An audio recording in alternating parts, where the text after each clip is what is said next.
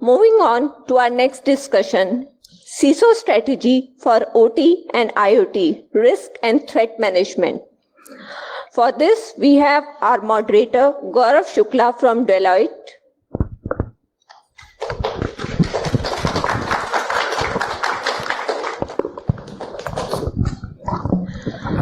And panelist Sudarshan Rajagopal from Shell.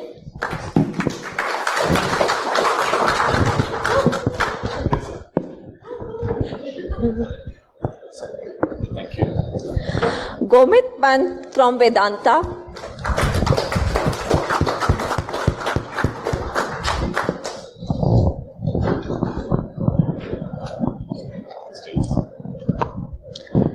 Rakesh Vishwanathan from Cyberbit. Thank you.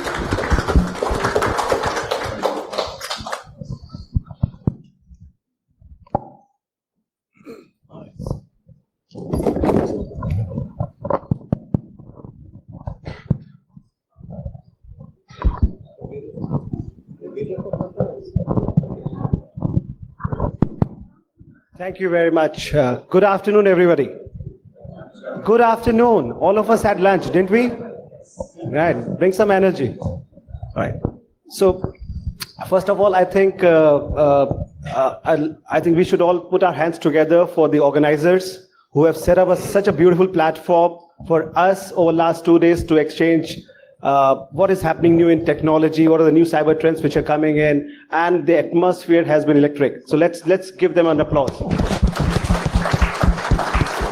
Right. And I personally was very, very pleasant. I mean, very happy to see the young and younger crowd. Younger, by the way, I'm referring to myself. To see such a enthusiasm in relation to cybersecurity, new trends which are happening. They're participating in so many CTF contests and the cyber quizzes all around the booth. It was a beautiful sight to look at. If you look at over the last 2 or 3 years, the evolution of technology has been unprecedented. Can you imagine a day without your mobile phone? How many of you can imagine a day without a mobile phone? I can't. Can you imagine? It would be dreadful. Yeah. Wonderful. That's where the risk management comes in. All right. And see, how many of you have encountered a situation where something you're not able to locate at home, and that you think, why the damn thing does not have a calling feature in it? Yeah. Right. So. And then look at you after work, you come back home and then ask Alexa, turn on the music that you like. It does it. Isn't that a beautiful experience? Technology has made it happen for you. You're driving a car, right? And you are about to pay for the premium, and you say, okay, my premium is going to be X amount. Suddenly your insurer gives you a call. Your premium has gone up by some percentages. Why? Because you have been driving rash.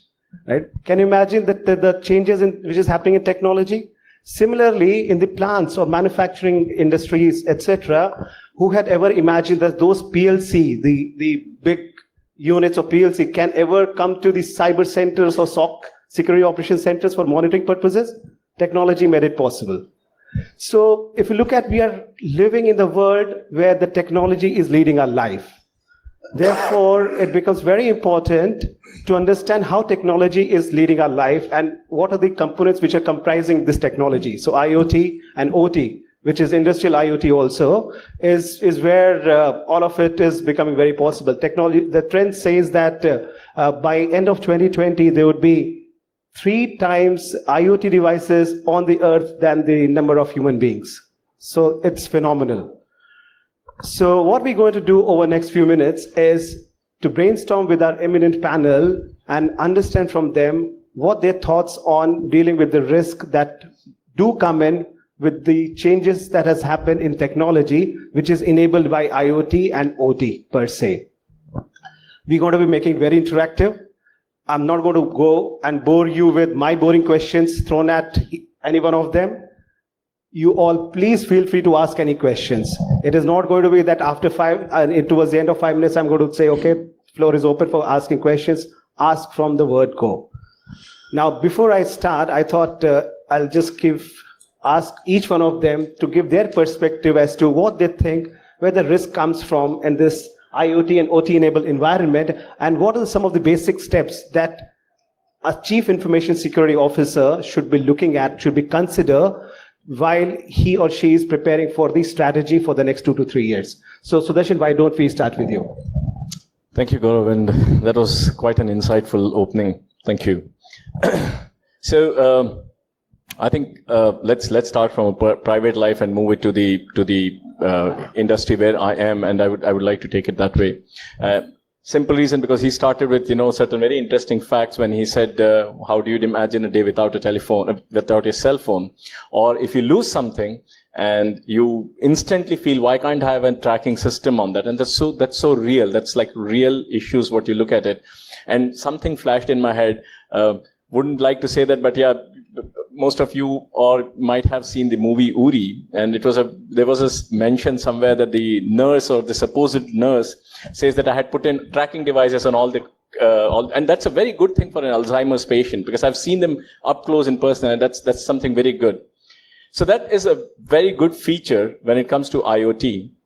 The flip side of that, from a private life perspective, is how many times would you want your locations to be tracked by people? And a very good example was Fitbit, which had location tracking, released the data of one of the most secure areas in US base, somewhere in the Middle East, globally, because all the military personnel were wearing that, and they were comparing each other how they're doing. So, this is the flip side of it. How we intelligently use it, when we use it, and what we need is what you look at it. And if I go back to a very interesting example, there was this social media group called as Orkut. I don't know how many of you know. My grandfather used to tell me there was something like that. I have never been on that platform. Apparently, in that, you could go to anyone's, so it was scrap, like what you have wall on Facebook. It had something called a scrap, and you could go and scrap to anyone. Can we be friends? Yeah. Hey, beautiful, what's your name? And then you get irritated. People could download your photo and create a fake profile. Not that it's not happening now. What Facebook brought in was feature of security. You had the same evil, but you could control it much better. And that's what I would be looking at IoT going forward and using it in a perfect way. The way we use it in the industry is very similar. Now, PLC, or the old technologies, what we have, which is coming to the cyber room. How do we test it? How do we locate it? Who all can see it if we can see it? Something like what we have is the fleet of trucks which are going, can be looked from Shodan. Is it good? Is it safe for us if you're targeted in various areas? Should that be in Shodan, or should that be private? That is something which you would look at. So these are I'm just talking from one of the privacy areas which I look at it, and I think that's something which I would primarily look at it. The other way of looking at it is the authentication or the brute forcing. Now, this is a device, what you're talking about. Does it have the right policy right from the beginning? Does it have the right architecture right from the beginning? Or can you brute force it? If someone gets a hand on it, I was attending the EVM, the Desi Jugaad kind of one of the sessions, and how well, if you have a physical access, what can you do with these devices, which belongs to your company, and how can you get into the company, or what are the vital informations which you can get from there, were the few areas which I think I would be looking forward for. Certainly. Thanks, Sudarshan. Govit, some of your insights based on what your experience has been setting up the robust structure in your organization or otherwise? So I would also want to, start off with how IoT has changed our personal lives, because that's where people start to understand, how IoT is creating a difference. A lot of these devices that we use today are IoT enabled. You mentioned Alexa. Alexa is an example of an IoT device. So we all know what these devices are capable of in the personal space. However, when you come to industrial IoT, they're not that powerful. So when it comes to the security of these devices, I would say that, some certain terms that you don't hear in the IT world start applying, like there is a PDoS, permanent denial of service. You make the device dead by attacking permanently. So while there are new terms coming in, a lot of times the modes will still remain the same. The kind of threats will remain similar, if not the same. And at the same time, the protection mechanism, what you need to do, or what, controls or the thought process that you need to build around it also emanates from the very same source of CIA. I mean, you start from there, what I need to do to prevent the confidentiality, to protect the integrity and availability of information. And to top it all, we need to also see, what kind of devices we have to put for what purpose. Is it within field communication? Then you need to put up a certain device which is maybe part of a fog network. So some things that you need to think differently. But from when you come to security, while I said CIA is equally important and it's remained the same, you would also want to think differently because of the way these devices interact with each other, the way these devices have been today form factored with the limitations and capabilities in security. And push for getting the right kind of technologies in place at this point of time. Thank you very much. So, from your perspective, what are some of the trends? I'm slightly deviating from the conventional question that I posed to both of them. What are some of the challenging trends that you're seeing, and how do you think the current landscape of the products or maybe the services which are coming up as a bundle or as a package can deal with some of those challenges in industrial IoT space per se? Good afternoon, everyone. First of all, thanks for having me here. It's a very good question because I'm not a CIO, so I cannot talk about what is the trends and all this stuff. But which is why I kind of I completely gave the agree. question. Exactly. So first of all, before moving forward, I just met with a couple of youngsters and I had a great chat with them. Just want to understand the crowd before I answer this point so that it's relevant for you all. How many of you are SOC analyst here? Is there any SOC analyst here or SOC analyst, right? Yeah, few of them, yeah. Few of them here. And you handle IT alerts? Both. Is there anybody who's here in this forum who touches OT alerts specifically? Yeah. One gentleman over here. So this is exactly the problem is. So the IT OT convergence is something that we are currently talking about, but which is not yet happened. So if you go to the industry and if you look into the SIs or the big fours or anyone for that matter, there are only very, very few, say for an example, Deloitte as a matter of fact are the only big giants are the only one who touches OT alerts. Apart from that, there is nobody that you can send out OT alerts, and OT alerts are not meant to be sent out because once you send out, it's vulnerable, right? So there are a lot of people, lot of service providers, MSSPs who can walk up to you and say that I can handle your IT. But we have not reached that point yet where somebody can come and tell you that I can handle your OT and it's been outsourced yet. So this is one of the major play which is there in the industry. And the second thing, I don't know whether I should be telling this in this forum, but that's the truth of the fact is IT people don't understand OT and OT people don't understand IT. Yeah, which is so true. Yeah, which is so true. And it's nothing wrong about it and why should somebody know everything, right? If I'm a sales guy, I go do my numbers, right? That's what I know. I don't know what is happening in development, what's happening in engineering, what is happening in all the other departments around me or marketing for that matter, right? So the matter of fact is the IT OT convergence is happening and it will happen. The only thing is either IT is going to own it and OT is going to accept that IT is going to own it is the debate which is going on right now.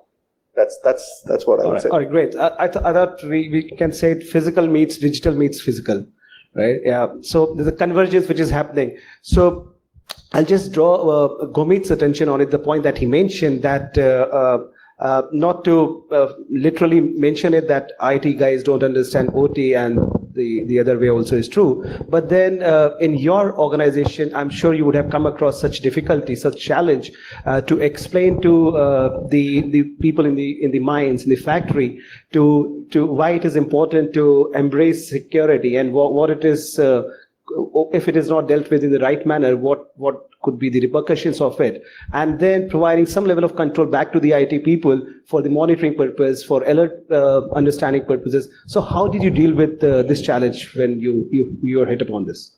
So fairly well pointed out. OT folks are very territorial. They don't want to leave it. But what he's mentioning that IT folks don't know OT and OT folks don't know IT, that's 2014, I think. That's when we first started auditing. They didn't know us, we didn't know them. First time we sent an auditor, it was like, what are you doing in my area? And why are you using your IT tools? And that's when the auditors were also not sure what to do, at least for us. So they did an IT audit of OT systems. After that, after a few iterations, we also realized something is not right here. People keep talking about PLCs, controllers, sensors, actuators, and all we see in our audit report is MS 1710, Microsoft vulnerability, switch-related vulnerability. Something is not right. So we decided that, enough is enough. We formed a forum. And that was 2017 when we had people sharing accountabilities from the production divisions, from the projects division and IT. So IT got a seat as a functional SME, but that was kind of it at that point in time. That, if they need an advice, it would be more of a pull. They will call us. Otherwise, we can be at the bay. They were very territorial about it. But in the last 1 year, because the attention of our internal audit function has also shifted towards the OT security, we are being called more often, and sometimes it feels like, when something will go wrong, they'll find me to be accountable for it somehow. But we've been there now, and we've been pushing, common standards of learning. As a matter of fact, I'm just coming back from the site where we had this engagement with the instrumentation team, the control room engineers. I was talking about cybersecurity in the OT area with them. The push has been such that IT people are now cross-trained into OT in some ways, like I am a GICSP certified person. Same ways, OT folks, we are sending for CEH. So, we're trying to do that. We're trying to bridge that gap so that we can have a common language of understanding. At the end of the day, ownership for overall run and maintain will be with the OT folks for our enterprise. But there will be a confluence, and there would be more and more SME level information passing from us to the OT folks. All right, so that's great, happening. Great. You mentioned two very good points. The common language of understanding in relation to cyber threats, because cyber threats are equally dangerous on either territory, whether it is IT or OT. And the other thing I think you mentioned was a common standard of practices, or I'll just give a different flavor, common standard for risk management, let's say. Right? So when you apply that common risk management standard, both as well IT as well as OT, I think the comprehension as far as risk perseverance is concerned, it becomes quite palatable on both sides, and therefore the engagement becomes much more smoother. You did mention about, I picked up that was a bit of a funny topic, although it was quite sarcastic when you said that we did IT audit of OT systems. So I thought, I'll just pull Sudarshan here before I just throw it open for the audience. In his previous avatar, before taking over the current role and as risk and controls advisory lead for Shell, he was also global vulnerability management lead for Shell. So I thought, I'll just seek some of his views on carrying out vulnerability management related exercise in OT territory and or PCD for that matter, and what has been some of the interesting challenges that were encountered there. Sudarshan. The first answer you get is no. You can't touch it. It is difficult. It's very sensitive system. These are very old. You do not know what you're touching. If you touch it somewhere wrong, it might just burst. So that's the first thing what you hear across. We could do a few of the sites which were getting re-engineered and places like that. So we could do a few tests, and we found phenomenal stuff. I mean, phenomenal. For a hacker, I think that's like the gold mine. That's like the platinum mine. That's like uranium, right? It was like pleasure for us, and we went deep and deep and deep. But the best part of it was that the other party, I don't know if it was top-down driven or whatever, the other party was also ready and willing to listen to what needs to be done. While saying that as one part of it, there are certain practical challenges. If the devices are not updated for a very long time, to patch it, to remediate it is a Herculean task, and business can't wait till then. So these are certain, flavors, I think, which I can throw in the open right now, which we faced about. But yeah, I mean, you don't know what you find there, and once you find there, it's like, craving for knowledge and going snowballs after that, and that's what we looked into when we got into this. Sure. Thanks, Sudarshan. So, as I promised, I just took initial 10 minutes, maybe. I'm just throwing it open for all of you. I know it is a topic of great interest. Feel free to ask the panel any question. I'm sure none of the moderator would have given you such a pleasure. Use it. Go ahead. OT, I heard some OT people. I mean, some. Good. There is a question. Okay. So we've been dealing with OT for at least the last 20 years. Okay. OT's been around since day one, refinery one. Okay. Question is, have we really improved anything on the security side? So I think that's, I will take the answer. I don't know. I mean, this is my personal opinion about it. Yes, OT has been there forever. And I think for the largest period of time, we were running, as we say, that nothing's happened, nothing's gone wrong. No one is touching it. Why to get it done? I think the way I look at it is IT has gone into a maturity level of security and the way the formats are, the way you can remediate, way you can find, and that cycle is pretty mature. The other part of which now people are looking at, and it's also an IT kind of an electronic area which can be manipulated, is the OT area. And suddenly for last so many years, I think 5-7 years, you're seeing a shift of OT security. So this goes back to how you started the information security in IT itself in late 90s, early 2000, where a firewall was considered as the best solution to getting into what you have today is a plethora of devices, what you have, charades of services which you run every day. These are the kind of things what you look at from an IT perspective, and that's what you would be looking at OT at some point in time. So I think it's a journey, and we will reach there. I know not much has been done, but I'm sure we will reach there. Okay, but Rakesh or Gomit, would you like to add to that? So I would definitely say that things have changed a lot. The change was directly proportional to the newness of the sites we were trying to address. The ones that are mature assets, those which were commissioned in 2000s, there we couldn't do much. So we have more detective and deterrent ways of protecting after we've given awareness that something wrong can happen. And for the new sites which were commissioned after 2010, because the systems that they were used were relatively new, and in OT area 10 years is like mint condition. So we were able to put in reasonably high level of controls, and on those locations we've been able to even set up concepts like DMZ, access controls. We've been able to do all of it just because of the newness. Again, I'll admit that. And now we have certain policies and procedures that are there. First cut was more like an IT policy, search control F, IT control V, OT. We did that, but then after that we realized that that's not the method. So after that, it's been all, we've been able to mature in terms of processes. If you'll ask me where are we, if I had to rate from 1 to 5, we started off with a 2, we would be somewhere at 3.5. We're not there, but we will be, because we know where we have to go. Okay. So in the OT, most of the technology is actually built and developed by OEMs, correct?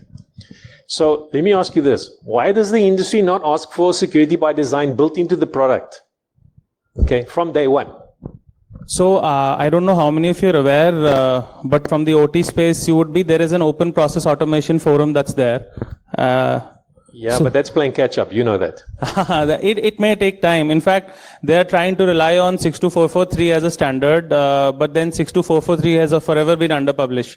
So for a lot of them. So, but still, if you ask me that, can we push the OEMs, a body like an OPAF, open process automation folks, can actually push for that. Because every time we have to go back to the OEMs, and mind you, we are not the ones who got their services in. So we are not the influencers anyway, from the cybersecurity standpoint. So we formed a committee only to deal with the OEMs and ask for certain controls. Why not? Why aren't you not influencing the procurement decision? Because that's where you make the decisions around security, particularly with regards to OT. It's somebody somewhere else who's made that decision 5 years back that, this is how we'll go with this plant. And then, we've invested so much. So in our case, if it were a firewall vendor acting unruly, we'll just throw the firewall. How are you going to take Yokogawa out of the system if it weren't listening to you? You can't do that. So we have to coexist in some way. So we put more deterrent controls rather than getting the OEMs to do a lot of stuff. Yeah, I think what you're saying is you have a point there, but there's a pace at which the industry also functions, and we can push it to certain level. And I think the ask is there from us to the vendors, and the vendors are putting in efforts. But the cycle there is not as quick as an IT cycle is. As you said, in 10 years, you'll still feel it's mint condition. So I would believe that the efforts are there from both the parties, and we are getting there. That's something which I would want to believe. Yeah, just to add on to what he was saying, that I've been lately meeting a lot of CIOs, CTOs from the OT side as well as the IT side. So there are a lot of critical infrastructures, manufacturing, and all these people that I've already met. There is one thing which was in common was all the OT networks were completely isolated. Right. So, and that is exactly what they thought that security is. Even you might have a fancy designation, but you would also not have an access to it completely. But things are rapidly changing. Okay, and CIOs are seriously looking into not running the business the same way how traditionally it's been running, and the regulations or the Indian regulations are also becoming. Little stringent, I would say, in terms of bringing everything on board. I think CIOs are working towards it. I think it's not a very long days that we have to pass to reach there. I think it's going to come very soon. I would support what you're saying. So I think if you look at from the core IT systems perspective also, it's only about 3 or 4, maybe 5 years ago when people realized, okay, security by design has to be there, privacy by design has to be there. And it took a while, about 30 to 14 years it took there. With OT, I think the awareness is increasing. And because we have the use cases established with IT, I think it would be much quicker than how it happened in IT.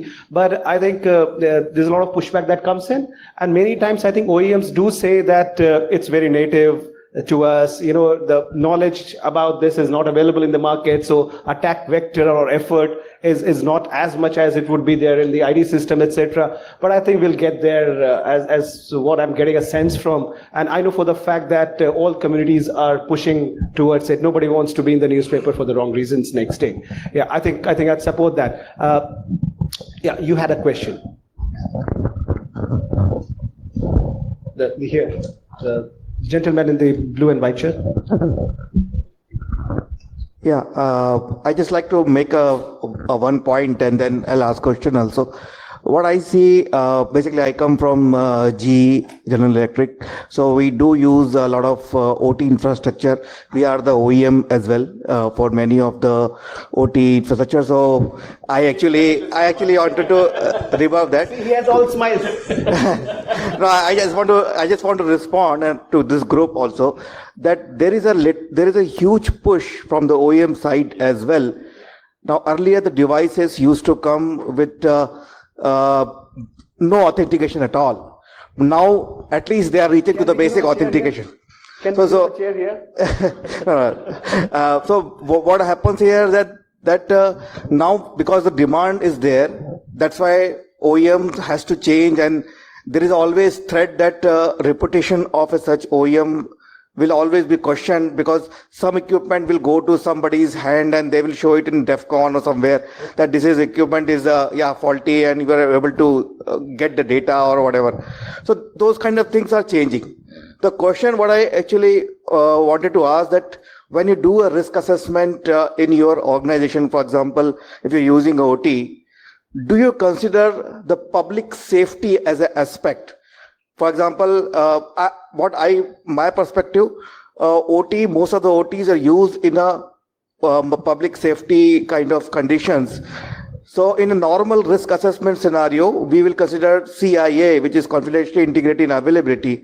But there is one more dimension get added, is a public safety, which is a bigger dimension than the CIA dimension as well. So, I mean, is there any effort has been done, or I mean, just for your perspective? Yes, I mean, I think that's a great question. And if I would recall last year, again, when we were around the same time, the same panel, this did come up, and we concluded that in addition to security and privacy, safety risk also must be considered when dealing with IoT or OT, for both, because it is applicable both places. Straight answer to that is yes. Let me just go across to these gentlemen to find out straight away from them whether they have already included in their risk assessment or not. It's interesting you asked, because like I mentioned, I was last week at the site, just the week that's gone by. And one of the things that I picked up this time was, rather than calling every time cyber security, information security, I called out a few times cyber safety, because that had them catching attention. And so in a few weeks back, I was there somewhere attending a training, and then the trainer there said that, one question to ask the folks out there is, in how many ways can you kill people with this system? Then their mind gets reeling that, what can we really do with this system? And then what is to be done to block those from happening? So cyber safety is something that we can push as a term. And we're trying to, because you have to tell those folks that not only can you bring out oil, but you can kill system. Hence, human asset, which is the most important asset around this place, should be equally protected. Yeah, I mean, just look at the example, connected cars, right? Steering wheel is no longer in your control. Accelerator is just, in somebody else's control. You wouldn't bother about security there. You wouldn't bother about privacy there. What we would bother immediately about is your safety. Right. Same thing if your wearable devices, right? Your vitals are being captured by the doctor, and basis that he's prescribing certain medicines to you. If the vitals are going wrong, it's a straight away health risk or health hazard, right? So yes, that indeed becomes, in addition to traditional security and privacy risk, the safety risk, which will come and start becoming more and more prevalent as the adoption of IoT and OT, goes more and more. I said, I offered you can come and sit here. ZigBee protocol is actually used in most of the smart lighting or medical baby monitors, or even in industrial things also. And that protocol is 25 or 30-year-old. And it is used widely because it's cheap. It is no authentication. It is not encrypted traffic. Everything is whatever you like to call in the security space. That is not there actually completely. But that is widely used, and everybody is using it. That's where the most scary thing that, okay, somebody, now the next attack will not be on IT or anything like that. Somebody will attack the lighting of a city, or somebody will attack the I think that's what he was referring to when he said that, and that's exactly his point was. I come from an Very simple. The OT space has been living on the basis of security through obscurity. Yes. Someone does not So it is. so you can do it. Yeah, in this country we call it Ram Bharose. So I'll give an answer. I come from an organization which is called a Shell, and safety, human safety, is of paramount importance for us. I mean, Somebody just did it. yeah, they just didn't want to hear me. So I think anyone who's visited our facility, Gaurav, his team, whosoever, they would actually concur to what I'm saying. And I told in my previous answer that we weren't allowed to touch the PCD domain for a while because they didn't know that what can kill a human being. Because these are old, like ZigBee is there.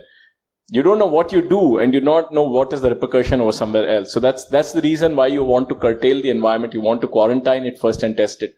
And I think no company, let it be OEM, let it be the user or whosoever, does not want this blot to go in there as a newspaper on them. And no one wants to take it in as a human as well. So I think that is of paramount importance for everyone when it comes to especially the IoT and OTD. Yeah. You had a question. Yeah, I mean, about the awareness from the awareness standpoint. So we all know that IT is absolutely matured. I mean, it is way beyond the maturity level. InfoSec is definitely, there's enough sufficient. Still people use Telnet.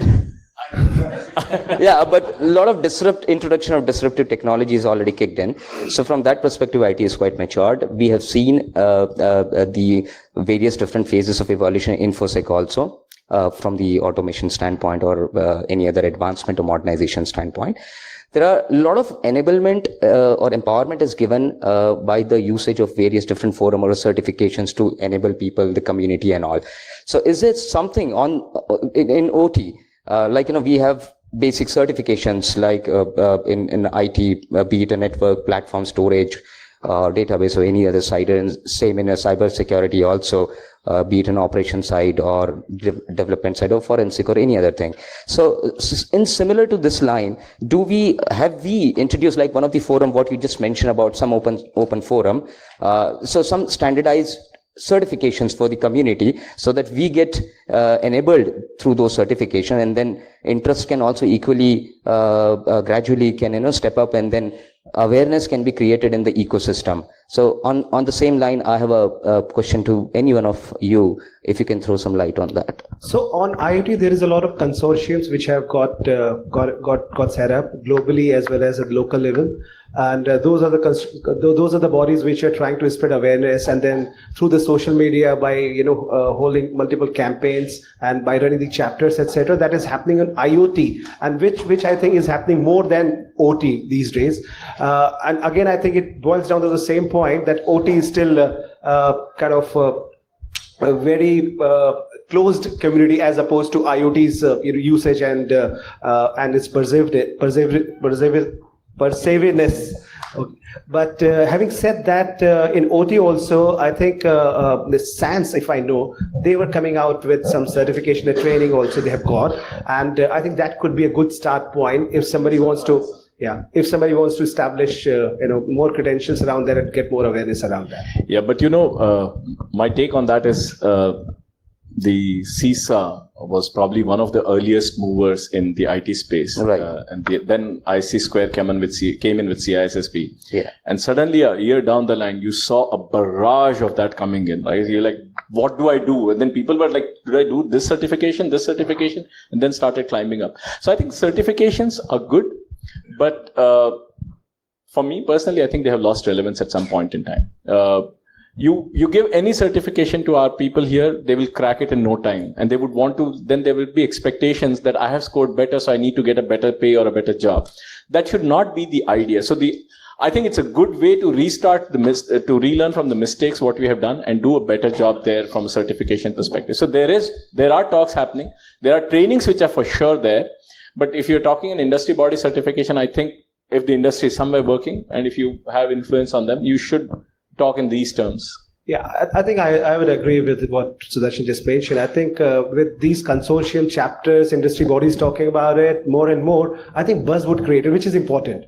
The creation of the buzz is very, very important. But then the purpose of certification, determining the purpose of certification is very important too. Why do I want to have a certification? We know a lot of cases where people just go CEH certified, EC Council CEH certified, or some hacking certification, etc. they have obtained. But then when it comes to really doing the job which is required, do they have it in them? So determining the purpose of certification is very important. It is only for enhancing the resume or enhancing the skill set, thereby contributing in a better way to the cyber fraternity. So that I think is very important.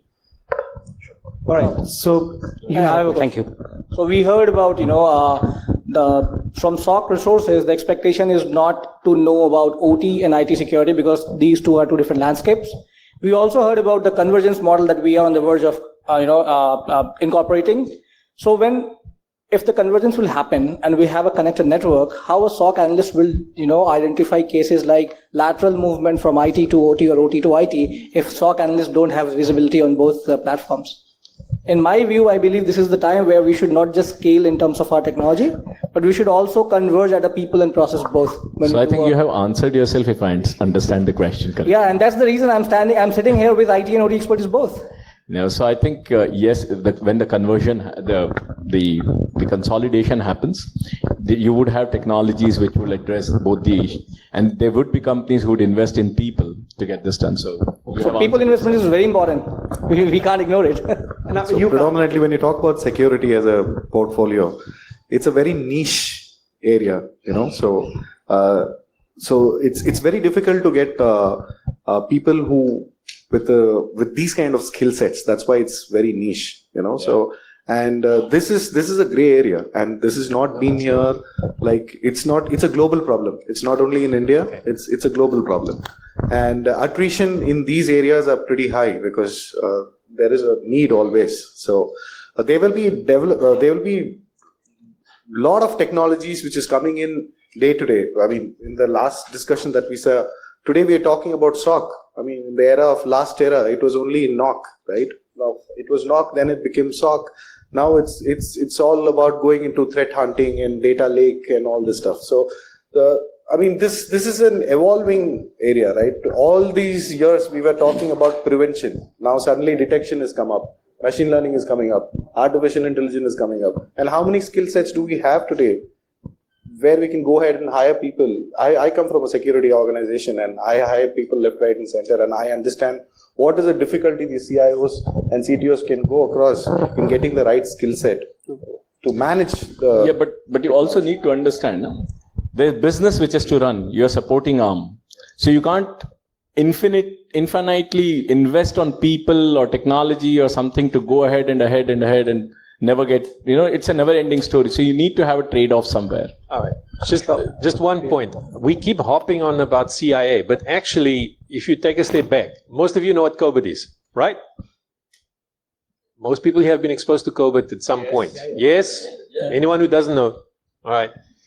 How many of you actually understand what is the information criteria or information principles of COVID?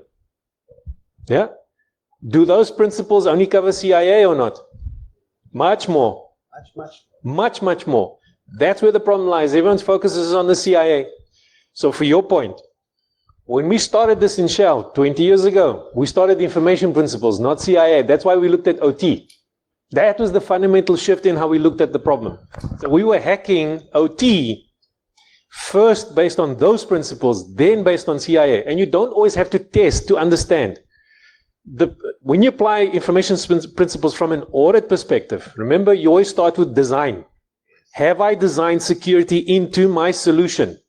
If the design is wrong or it's incomplete in line with those principles, right? You don't even have to test. The part that was hilarious is when we started to ask the very basic questions around those information principles to the OEM vendors, they were flawed because they hadn't thought through the information principles as the starting point of how they designed the solution. That's why you didn't even have to test to know that there was a problem. Do you understand the issue? Yeah, which is correct. So I think you're right there, and the OEMs would not, because that was not their security was not their prerogative at that point in time. We bought in. So I think what he said, and he bought in aspects to it, which I think now they're thinking about, talking about a They only really started when the 4 oil majors got together. Exxon, Shell, Total got together and said, we want this. Yeah, I mean, there is a start, that's a positive part. That's always been the trend. I mean, that's somebody where it starts. has to come together and then form and then start driving them. That's always been the trend. And I think security by design, as you were mentioning, I think you were emphasizing on that point. I think that is a point that to be driven home by each one of us here. That security by design has to be there in the equipment and has to be applied by OEMs there. Yeah, you were saying something, Rui? The point is, it doesn't matter what the technology is. Yeah. Okay, today it may be OT, tomorrow it may be machine learning, whatever. Absolutely. The principles don't change irrespective of the technology. So if you go back to first principles, you have to go back to first principles. Absolutely. And evaluate the technology from a risk perspective. Then you can have the right conversation. Right. Absolutely right. Any other question from the audience? I saw you that minutes from sharing so everywhere is more of the energy, utility, oil and gas segment. So just again a basic question. Apart from the OT perspective, are we focusing on other areas like, or you see some use cases like healthcare, which is like public safety, right? So healthcare is one of the most important. So I just took the baton from his hand and asking a question more on a public safety side by covering the health and care domain or the natural disasters which happens, the country specific, because that's the biggest danger. You were there in the session yesterday as well, in the same place, I guess. Now we had the same question. 3 days. I'll take that. So on the health tech, from the device and wearable perspective and all the equipment which are being used, advanced equipment which are being used in the hospitals and the healthcare systems, healthcare organizations, So I think they have taken an advanced leap. One of the reasons for that, I would like to believe, is the regulation. Yeah, because they are in more regulated industry as opposed to maybe other critical infrastructure that we just referred to, which is where I think they have taken an advanced leap as opposed to others. And there are privacy by design and security by design principles already being applied by some of them, right? No. But then more work is required to be done still. And I think it is ongoing story. It is ongoing. It has to continue. It's not that you have done it one time and it is done forever. But yes, in the health tech, that work is already is happening by some of the large ones. The smaller ones are still maybe catching up, but that started. SBD and PVD both are started there. Were you also talking about wearables? Was your question more around wearables as well? Yeah, not variables, the different verticals, like as we talked about the ENU or the healthcare. So the focus is required equally on other segment like healthcare or the transportation side or the public safety side. Oh, yes. So absolutely. I think we did touch upon a couple of use cases on public safety in the transportation when we did mention about the GPS or the OBD hacking, etc. Exactly. So that's where it comes in the automobile. He also said that we look at the basics of security. It's not about an industry at the end of it, right? The industry is just top. Why since 15 years ago, before the Shell conversation, we were hacking telecom systems in 3G sites. Right. BlackBerry is being hacked stupid. You didn't even know about it. Why? Because we're having an OT-IT debate about whether the technology will actually. We were having the same issue in telecoms. Right. And when we switched from 3G to 4G, right, that became obvious. You could not survive unless you fixed the security in telecoms. Yeah. Was one. Yeah, Banking, same story. Okay. It just happened different points in time because the technology, see, the minute we opened up technology, the minute you started using IP technologies, and this is where the main issue, when the industry flips to TCP/IP, you have to address the security. Exactly. Because you can no longer argue that you can now have security through obscurity. Right. You now have to understand the principles of the technology that you're using and then go through it. Now, all of our industries, one by one, has slowly been switching, okay, in terms of the technology that they're using. Why? Because everyone wants connectivity. Yes. The connectivity is what's driving the threat landscape. Right. If you understand that, it doesn't matter what industry you're going through, you have to understand what's triggering the paradigm shift on security front. And it's twofold. One is the design for connectivity. And even for the OEMs, what's happening with the OEMs, they've been pushed to give more connectivity to the equipment. Absolutely. The minute they do that, they're using TCP/IP because that's a low-cost solution. There you go. Yeah. The minute they use TCP/IP, you have to factor in the negatives of that. So that's what's driving a lot of this conversation. Now, whether that's oil and gas, whether that was automotive. We had the same debates on SCADA. Same issues on SCADA. Same in PLC. Same in PLC conversations. Yeah. Okay. You're going to see now in building management, the automation systems around building management, the PMS systems. Right. Same problem. The protocols are completely insecure. Absolutely. Okay. So it's slowly changing. The difference is the speed of which industry is actually moving in that direction. Now, for oil and gas, for example, it may be too late. I'll tell you why. A refinery lasts 20, 25 years. Okay. So if the OEMs don't actually push the change fast enough, those refineries will get shut down. That's correct. Yeah. Too late. You're going to live with a vulnerability for 20 years. Right. And then he just referred to telecom. So if you notice, in India, we witnessed 3G, 4G, very recently, right? And then I don't know how many of you have got exposure to telecom. In 2011, Department of Telecom had the first time released the security conditions as part of the UASL, their licensing, right? And that's where there was scramble in the entire telecom industry that, okay, we have to satisfy the security conditions for core network also, right? But then look at it that from 2011 till now, there has been some major changes. And then right now, if you go and ask the telecom OEMs or the operators, they are much more relieved. Reason is this, that most of their equipment are now IP enabled. Right? So they know, okay, while the threats can be identified much faster, vulnerability can be identified much faster, it provides me an opportunity to plug them also. Earlier, they did not know where the threats lie, where the vulnerabilities are, and how to fix them, which is where everybody was struggling, and a lot of conversations were happening with the regulators at that point in time. And the CEO AI and then all the bodies also had been stepping in that point in time. But I think fundamental lies, regardless to the type of industry, is whether you are doing the principles in the right manner, identifying the risk management, risk areas in the right manner, and then applying the strategies around it from the design itself, not at the much later. You had some point. So that's a good point. Another small thing that you say that regularization side. So for the BFSI, RBI is there, but when on telecom sector, like you talk about the DOT or TRAI or any other governing body. Yeah. So do they also follow so aggressively the way RBI does the audit or the regularization for the BFSI segment? Oh yeah, telecom. So is there anybody from telecom? Ask him. There are penalties. There are penalties if they don't meet the conditions. There are penalties. It's not only telecom. Just to add to that, it is not only telecom. Like I said in the earlier session where I was sitting here only, and I said, as per the IT Act, there is an IT Act in India, IT Act 2000. If you don't have reasonable security practices for personal sensitive data, then there can be compensations and penalties and liabilities on you. It is minimum 5 crores, which goes to the IT adjudicator of the state. Maximum, we don't know, it is incident based. So there are a lot of laws which are in place. But what I just wanted to start off the question was, the problem with our TCP communication, the challenge is that we do not have a system to identify when the data comes in a form of a packet. We don't identify, we're not able to identify. We do that identity later on, maybe at the application layer.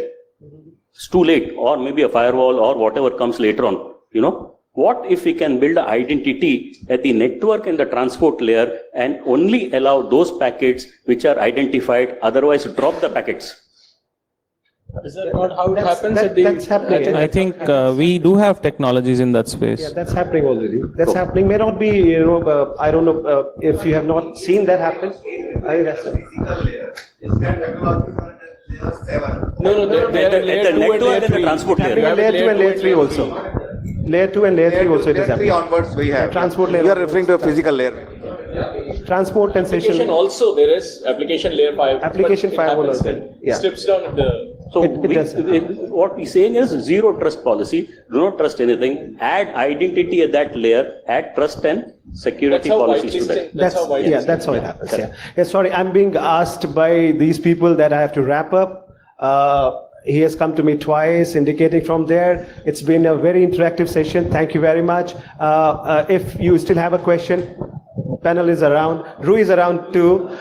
So feel free to get in touch with them. And you can also tweet your question with the hashtag Deloitte@Nullcon. You'll get the response there. Now, just to conclude, I think 3 or 4 takeaways. One is security by design.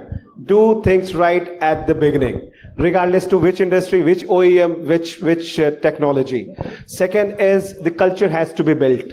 Right? Culture has to be built, sensitivity has to be coming in. The third thing is, which I'm borrowing the term from Gomit, he mentioned the common criteria of risk identification and common set of language or common standard across, whether it is IT, OT, or wherever it is.